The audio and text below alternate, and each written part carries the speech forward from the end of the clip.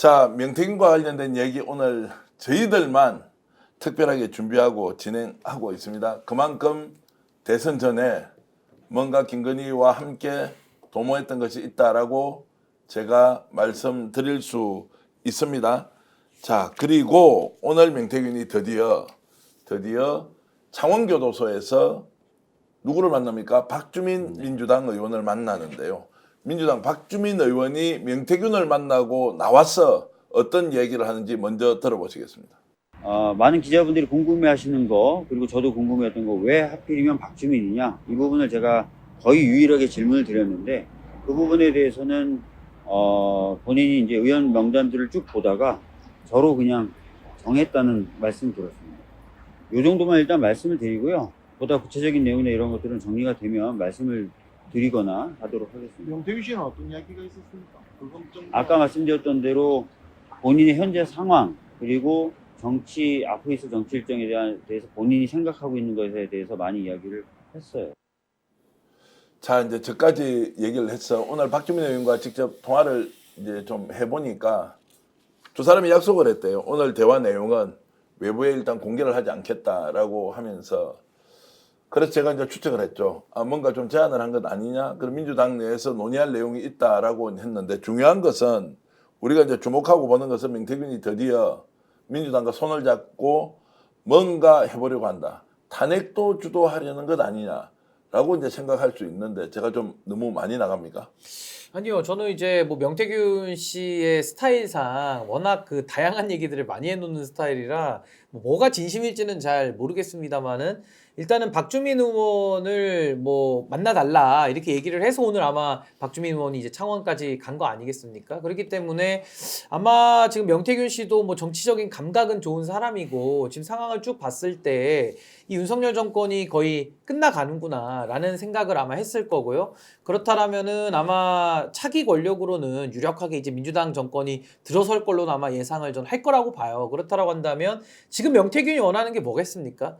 가장 본인의 형량을 줄이고 어떻게든 빨리 나가고 싶을 거거든요. 뭐 가족들의 생계나 가족들의 안위도 많이 걱정을 하고 있을 테니까요.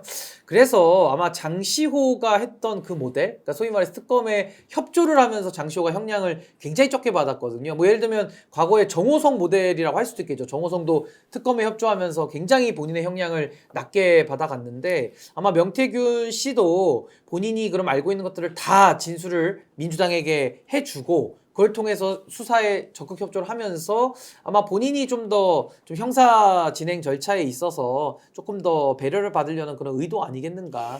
제가 아는 명태균 씨는 첫째, 팩트를 근거로 말을 한다. 과장은 좀 있을지 모르지만 기본적으로 팩트를 갖고 얘기한다. 두 번째로는 정치적인 감이 있다. 이 부분은 대체적으로 인정하는 것 같습니다. 세 번째는 이 사람은 기본적으로 사업하는 사람이다. 그렇기 때문에 거래에 대한 고민을 한다. 그리고 현재 정치 흐름 속에서 판단에 대한 방향성들을 잡는다. 뭐 이런 명태균이 갖고 있는 특성을 생각을 하면, 지금 아마 윤석열 정권은 거의 마지막까지 왔다. 그러면 누구와 거래를 해야 되냐, 이런 정무적 고민을 하면서 박주민 민주당 의원을 좀 만나자고 얘기했던 것 같고요. 그리고 그 부인은 어떻게 보면 변호사랑 유일하게 만날 수 있는 사람이잖아요. 네. 그 부인이 제가 알기에는 상당히 좀 억울하다, 이런 얘기를 계속 하는 것 같습니다. 그리고 소위 한금폰을 검찰에 제출했잖아요. 근데 처남이 제출했습니다. 처남이 제출했다라는 거는 어쨌거나 그 한금폰 내용을 부인이나 누군가가 가지고 있다. 그렇기 때문에 이 한금폰에 그야말로 결정적인 스모킹건이 있다.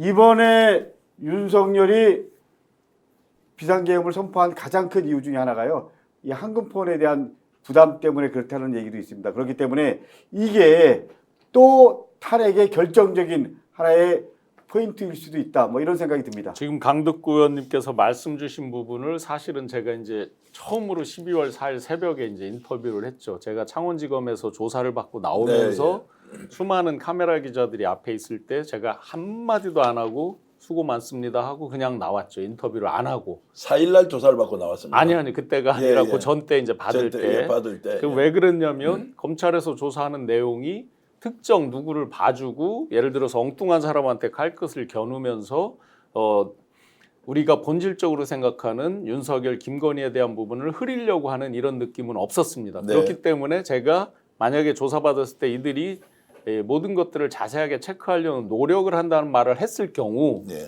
이게 TF처럼 파견된 분들이니까 검사들이요. 만약에 교체를 한다든지 뭐 좌천이 된다든지 이렇게 되면 안 될 것 같아서 일단 제가 입을 다물었고 상당히 구체적으로 많은 그 조사가 돼 있다라는 느낌들을 질문과 답변 속에서 이제 여러 가지를 봤었기 때문에 입을 다물었다가 쿠데타가 친위 쿠데타가 실패하고 계엄이 이제 해제되고 나서 새벽에 제가 언론사랑 처음으로 명태균 씨 그 황금폰 기타 조사 내용 때문에 급하게 날짜를 땡겼을 수 있겠다. 뭐 태기를 받았는지는 네. 모르죠. 그거는 제가 모르지만 뭐냐면 그날이 키르기즈스탄 대통령과 11시부터 그 정상회동이 있었단 말이에요.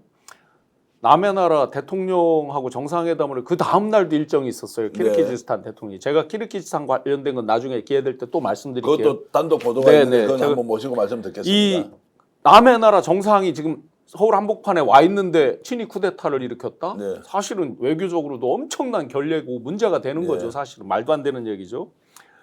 그래서 그 명태균 씨 폰과 분명히 굉장히 관련이 깊을 것이다. 그런데 그 중에는 두 가지를 제가 포인트를 보거든요. 하나는 윤과 그 명과의 통화가 있겠죠. 그 다음에 김과 명과의 통화가 있겠죠. 그런데 일적인 통화도 통하지만 만약에 전 국민이 지금 가십처럼 생각할 수 있는 황당한 통화 이런 거에 대해서도 굉장히 아마 경계를 했을 것이다. 창원지검에서는 대검에 보고를 안 했을 수 없을 것이다 네. 라고 생각을 합니다. 자, 그래서 이제 그 폰 때문에 결국 비상계엄을 정적적으로 선언했다. 오늘 여러분들과 나누고 있는 것 중에서 명태균을 중심으로 논의를 하고 있습니다. 이 사람 믿을 수 있다 없다 이거 일단 배제 좀 하겠습니다. 양다리 걸친다 이것도 좀 배제하겠습니다. 그리고 관심 끌기 위해서 명태균이 쇼를 하고 있다 이것도 좀 배제를 하고요.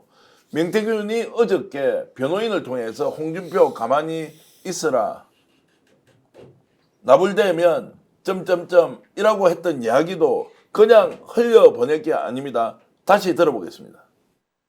부분과 관련해서 네. 확인을 하겠다, 지시를 하겠다, 실명이 나옵니다. 그 실명이 누굽니까? 윤상현입니다. 그러니까 내가 윤상현 공관위원한테 이렇게 할 거다 하고 그다음에 이른바 윤핵관들도 김영선 공천에 반대하지 않는다 이렇게 이야기를 했다는 겁니까? 윤석열 대통령이? 그런 취지로 이해하시면 될 것 같습니다. 핸드폰에 남겨져 있는 거 말고 명태균 씨가 변호사님에게 예. 그러면 홍준표 시장이나 오세훈 서울시장과 어떤 관계였는지 뭐 얘기를 한 게 좀 있습니까? 어떻게 관여를 했고 어떤 형태로 선거를 치루었고 네. 그 이후에 어떻게 했다. 그런 내용들은 쭉 제가 들었고 그건 오세훈 시장 지금 현재 고소를 한 것으로 알고 있는데 네, 그렇습니다. 네. 뭐 상황에 따라 그 부분이 무고가 될 수가 있습니다. 홍준표 대구시장은 명태균 씨를 향해서 일관되게 사기꾼이라고 막 이렇게 그 이야기를 하던데 이거에 대해서 명태균 씨는 뭐라고 하던가요? 입을 다물고 예. 조용히 있으면 정치 생명을 유지할 수 있으나 예. 자꾸 나불거리면 끝장을 내겠다. 자, 본인이 요청해서 더불어민주당에 있는 지금 박주민 의원을 만나고 또 변호사를 통해서 저렇게 해서 딱 지정해서 윤상현, 오세훈 그리고 홍준표를 공격하고 있다. 이러면 뭔가 본인의 방침은 이미 선 것 아닙니까? 네. 계속 이렇게 가겠죠. 제가 보기에는 윤상현, 오세훈, 홍준표한테 강력한 메시지를 준 거라고 생각하면 됩니다. 그러니까 아까 제가 그 명태균의 특징, 팩트를 갖고 얘기해야지 약간의 과장은 있지만 그렇기 때문에 팩트가 있다라는 얘기죠. 네. 저는 황금폰에 아니면 또 다른 뭔가가 있기 때문에 저렇게 그 남변화사를 통해서 또 본인이 계속 얘기해왔잖아요. 그렇기 때문에 사실은 어떻게 보면 명태균 게이트가 이번 비상계엄 요 상황에서 한 단계 톤다운 그 가라앉아 있는데 만약에 이제 본격적으로 황금폰자 나오고 그러면 저는 오세훈, 홍준표, 뭐 윤상현 다 정리되지 않겠어요? 네. 자, 그래서 재점화를 하고 있다는 것인데 지금 친 변호사께 여쭤보고 싶은 이런 거죠. 그러면 전에는 한 달 만에 윤석열, 김건희 끝장난다.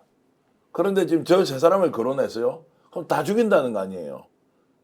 자, 이렇게 되면 국힘이 정말로 명태균 때문에 웬만한 사람은 다 주저앉을 수밖에 없다라고 생각할 수 있는 거 아닌가요?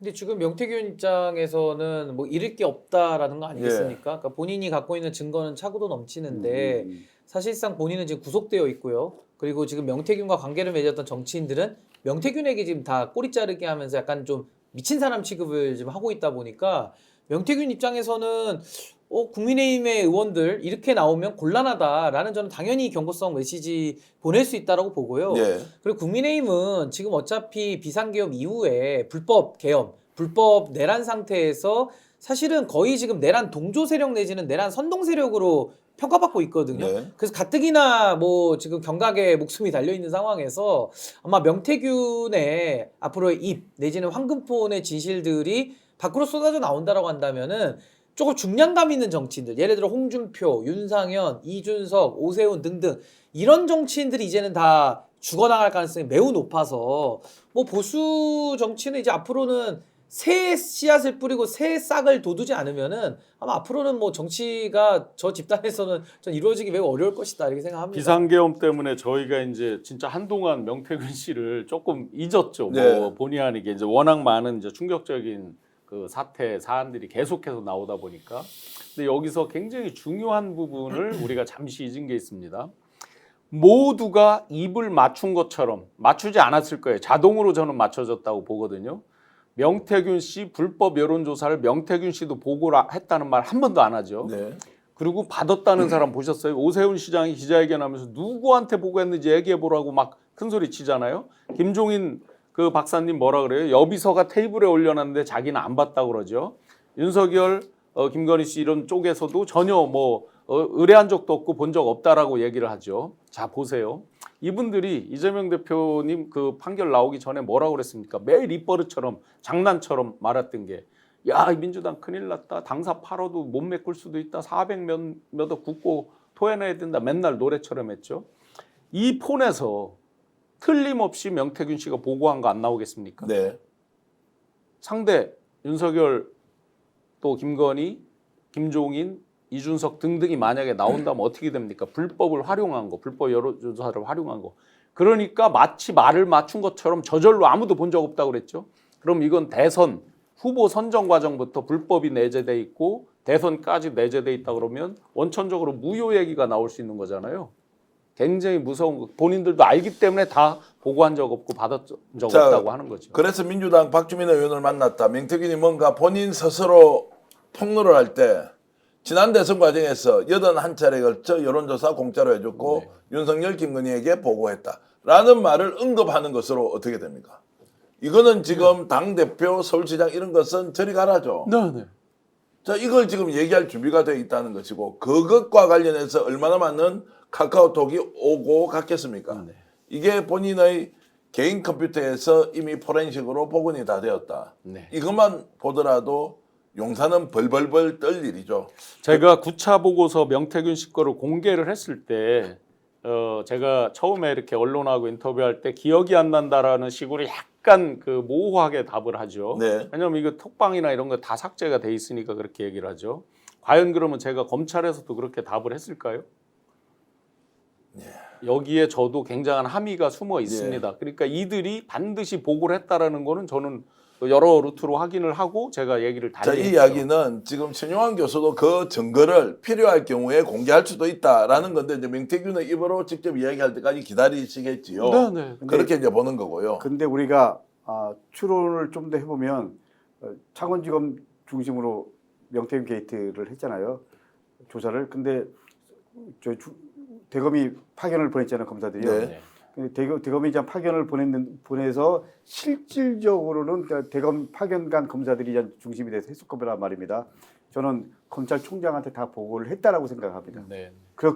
그리고 검찰총장은 어떤 형태로든지 민정수석과 다 연결되지 않았을까라는 게 제 추측이고요. 그게 대통령에게 연결됐을 거고요. 그게 윤석열이 이 12.3 계엄을 하게 된 결정적인 이유가 됐을 거다라는 추측을 해보는데 저는 이 다음에 그 시나리오 프로세스 딱 보면 제가 보기에는 아마 100% 맞을 겁니다.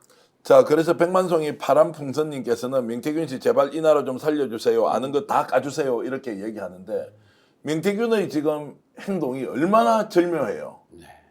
탄핵이 진행되어서 인용이냐 기각이냐 뭔가 헷갈리는 판에 갑자기 쑥 등장해서 또 다른 포원이나 또는 일종의 복제본이 존재할 것이다라는 걸 힌트를 주고 네. 오늘도 제가 명태균 씨의 부인과 2차례 통화를 했는데 그 통화는 적정한 시점에 여러분들과 함께 저는 공유를 할 수 있다고 생각을 합니다. 설득을 하고 있고요. 그리고 지금 본인은 어떤 생각을 하고 있는지. 며칠 전에 통화에서는 윤석열 김건희에 대한 굉장한 이제 표현은 이렇게 하더라고요. 정말로 미운 사람들이다. 우리가 다 덮어쓰고 가야 할 만큼 잘못한 거 없다. 이제 이런 이야기를 하고 있던데요. 그런 것들이 실제로 이제 어떻게 드러날지 봐야 하는데, 자, 그럼 명태균이 정치를 엄청 잘하고 있는 거죠. 놀랍지 않습니까? 놀라운데 이제 하나 아쉽고 진짜 명태균 씨한테 부탁하고 싶은 게 있어요. 뭐 제가 접견할 수는 없지만 여전히 그 소아적인, 그러니까 자기가 살기 위한 또는 가족들 살기 위한, 물론 가장으로서 가족들을 뭐 생계 이런 것들 얘기하는 거는 심리적인 부분은 이해하지만 지금 이 정도 나라가 정말 경천 동지할 사태가 벌어지고 대한민국의 국격이 추락하고 국민들이 다 정말 총뿌리를 국민한테 겨누는 이런 걸로 충격을 받고 있을 때는 조금이라도 더 대의적인 면으로 이제 조건이나 내용이 필요가 없을 거 아니에요. 사실은 만약에 박주민 의원님하고 무슨 대화를 나눴는지는 모르지만 여전히 자기 살기 위한 소화적인 모습이 있다 그러면 너무나 그것은 정말 실망스럽고 안타까운 얘기죠. 지금이라도 정말 대의를 위해서 대한민국의 미래를 위해서 화끈하게 다 얘기해야 된다고 생각합니다. 저는 명태균 씨가 박주민 의원을 지명을 해서 만났다 그랬잖아요. 네.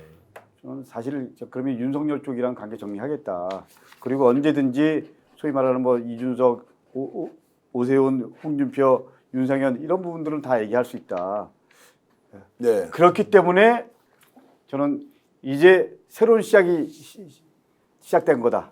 이렇게 봐도 될 것 같습니다. 그래서 좀 제가 명태균 씨가 가장 아끼는 사람이 있더라고요. 부인과 딸.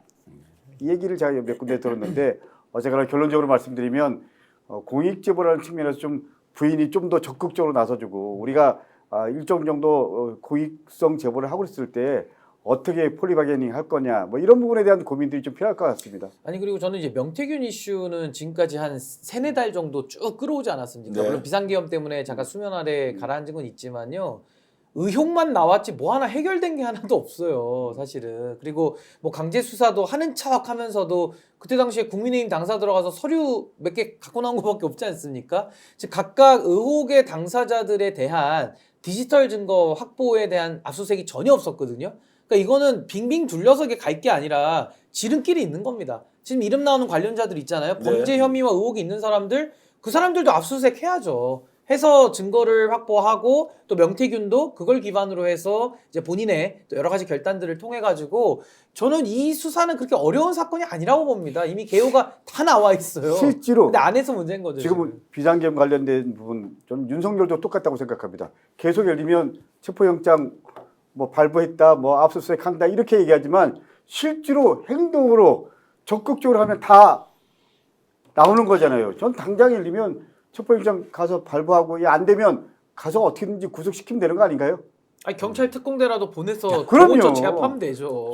저는 그래서 하루빨리 검찰이 손을 떼고 예를 들면 어쨌거나 공수처랑 지금 우리 경찰이 그 공조해서 수사본부 만들었잖아요. 거기서 좀 더 적극적으로 해야 된다. 우리 신 변호사님 말씀대로 명태균도 마찬가지다. 이제 사실은 이제 전반적인 그림들이 다 퍼즐들이 거의 한 90% 이상 나온 건데 마지막은 그 폰 딱 열면 되는 거 아닙니까? 네. 강제 수사를 해야죠. 그럼요, 강제 수사해야죠. 자, 강제 수사하는데 그래서 민주당 국회의원을 만나고 하나는 황금포원을 검찰에 제출했다. 네. 검찰에 대한 압박이기도 하잖아요. 네, 네.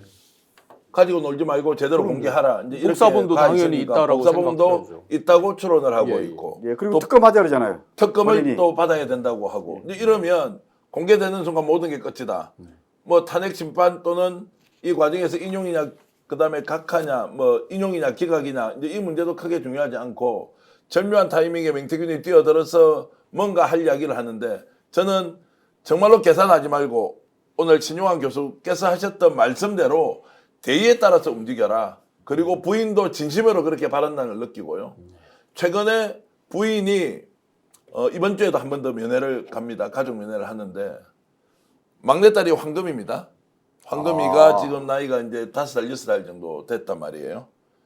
얘가 이제 그 법당에 가서 뭐 불공 드리는 사진도 페이스북 보셨을 테고 최근에 딸을 데리고 갔는 모양입니다.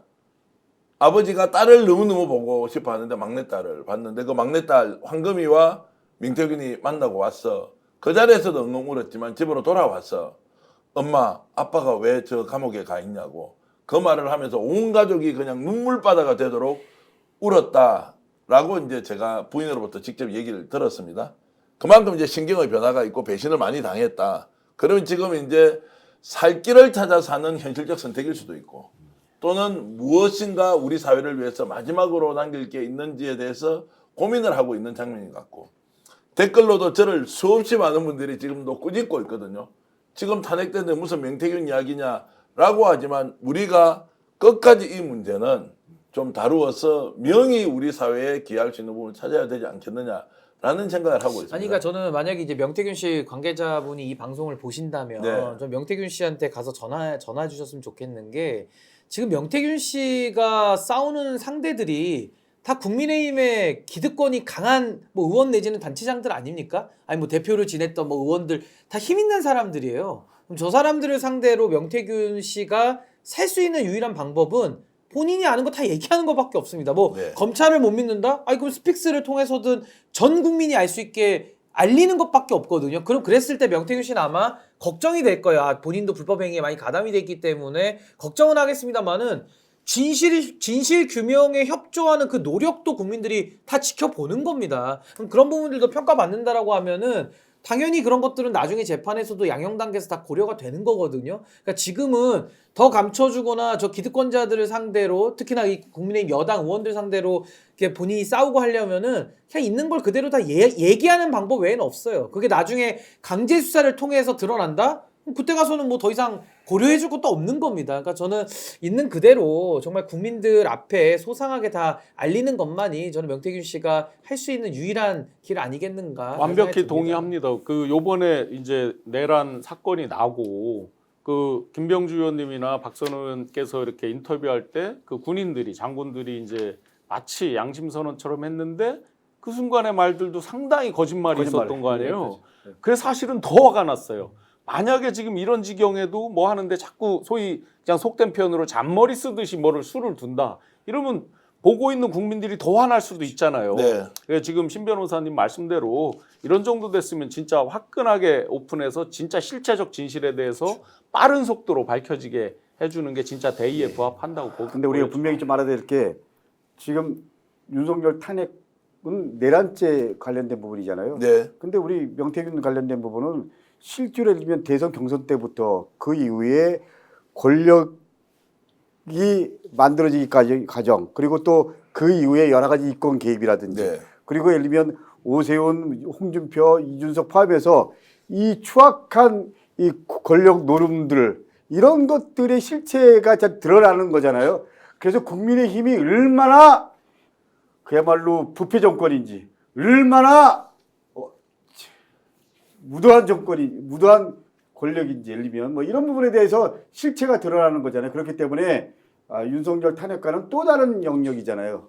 그리고 또 어떻게 보면 이것은 윤석열은 탄핵될 수밖에 없구나라는 거에 대한 또 하나의 사례고 그렇기 때문에 저는 이제 명태균 씨가 이런 부분들을 두 가지입니다. 하나는 본인이 살기 위해서도 두 번째는 대한민국에 뭔가 좀 정리해야 되잖아요. 그런 거 아닌가요? 저는 정치권 전반에 대한 정리, 특히 국힘이라는 거대한 그야말로 가장 기득권을 지키기 위해서 모든 걸 다 온갖 그 뭐 나쁜 짓을 다 한 정권의 한 축인 국민의힘을 이번에 참 정리해야 된다. 뭐 그런 부분에서 명태균 씨의 역할이 필요하다고 생각합니다. 그러니까 저는 우리 강 의원님 말씀에 전적으로 동의하는 게 원래는 명태균 씨가 본인이 알고 있는 거 20분에 19 불면 네. 윤석열 탄핵된다 그랬어요. 네. 근데 문제는 명태균 씨 때문에 지금 탄핵된 게 아니라 윤석열이 혼자 미치광이 짓을 해가지고 지금 자충수 두면서 그냥 스스로 무너져 버렸거든요. 그럼 이제는 윤석열 정권을 쓰러뜨리는 데는 명태균 씨가 할 역할이 없는 거다. 이미 탄핵 다 됐어요, 이미. 그래서 저는 명태균 씨가 마지막으로 국민들에게 인정을 받기 위해서라도 다 국민의힘 사람들하고 지금 다 불법적이고 부당하고 국민들 알면은 정말 놀래서 뒷목 잡고 넘어질 만한 일을 다 지금 한 거 아닙니까? 충분히 냄새가 나는데 아직 안 밝혀지고 있는 거거든요. 이 고리를 명태균 씨가 스스로 밝히고 스스로 자백을 해버리면 그 부분도 범죄로 인정된다 하더라도 본인은 다 자수자백으로도 볼 수 있는 거예요. 그러니까 저는 수사기관이 충분히 그렇게 협조를 하고 국민들에게 알린다면은 그 국민의힘은 이제 국민들의 지금 시대 정신이 퇴출시키는 거 아닙니까? 저 내란 정당, 불법 정당 퇴출시키자라는 게 이 나라의 시대 정신인데 전 거기에 기여하는 일 외에 명태균 씨가 지금 가지고 있는 걸로 별로 할 수 있는 일도 없어요. 그러니까 저는 그 길로 나갈 때 저 국민들이 평가해 준다. 그 부분을 꼭 명심하셨으면 좋겠습니다. 스픽스는 말하는 언론입니다. 대세는 유튜브, 그중에서 스픽스. 좋아요, 댓글, 구독, 알림 설정. 여러분이 저희를 사랑해 주시고 우리가 여러분을 사랑하는 4가지 방법입니다.